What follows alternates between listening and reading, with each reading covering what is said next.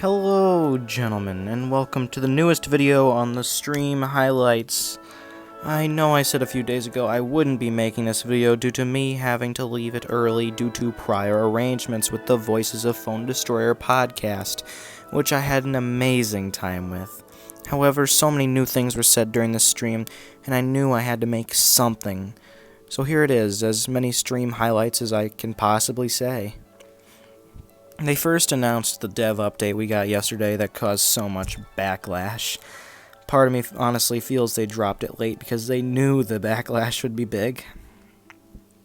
I personally asked Steve through the stream chat if he would be my Valentine. Steve accepted.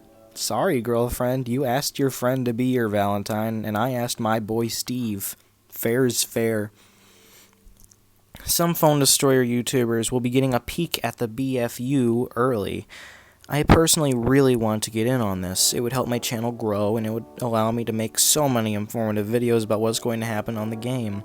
Steve, if you're watching this, my dude, give your Valentine a late Valentine's Day present and lend me that opportunity. You won't be disappointed.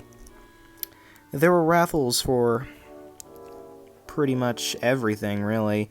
Cupid Cartman for level 3 and visitors, and the Force one we'll get into in a little bit that is being moved to next week. However, a recurring thing throughout the stream was people never getting their in-game names and just sending them on the stream, which threw the reward across multiple people. Cupid was the keyword for the first Cupid giveaway, and the only one I managed to catch that actually went perfectly fine. T-Bar Savage was the winner of this one. Good job on you, T-Bar Savage. At 500 viewers, there were plans to give away Mecha Timmy.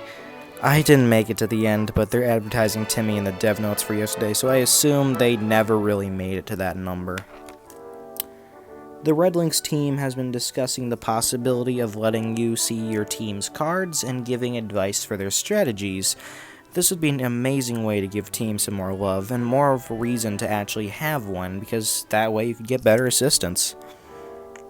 One copy of the Visitors was given away, and the keyword was Visitors. This was the start of a huge conflict of winners not giving their in-game name. The prize originally went to RowDowF, but was transferred to #Xbox.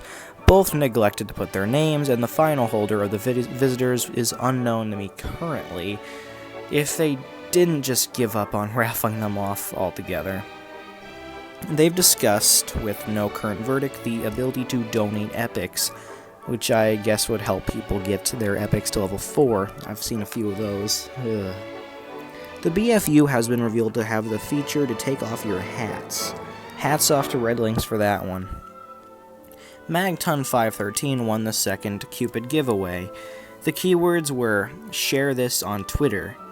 Nikolai took the prize because, again, the original winner didn't share his in-game name.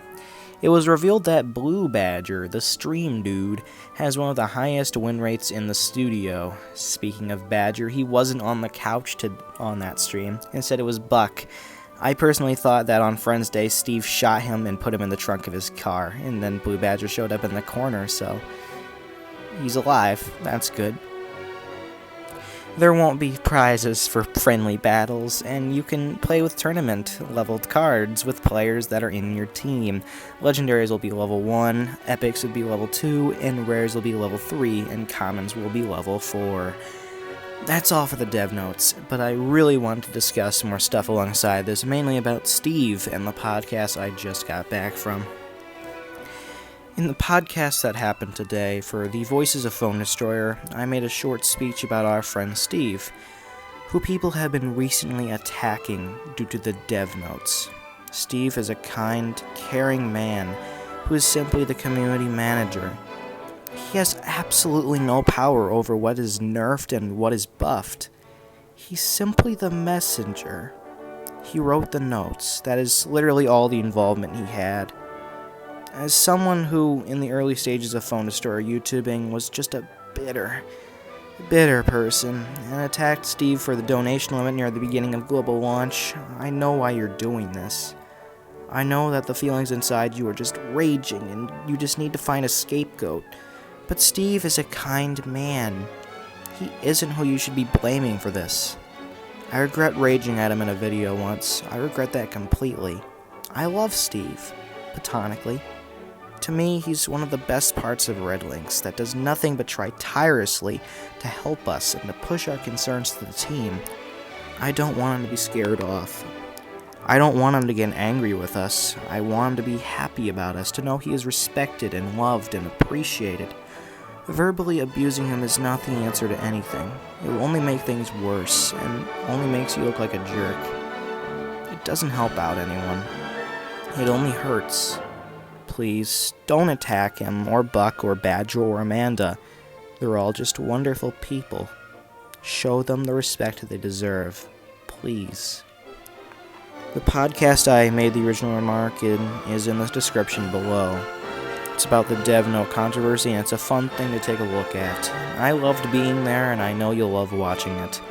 The people there, Scalarian, Blig, and Average Guy 777, are nice and amazing to watch and listen to and interact with. Instead of the cool videos from cool people thing today, I'm just going to link their channels. Trust me, they're worth looking over. Thank you all for watching. I hope to make a video sometime early tomorrow, perhaps very early, about me opening up the final card pack for the event. Hopefully my bad luck amuses people. Have a lovely night, friends.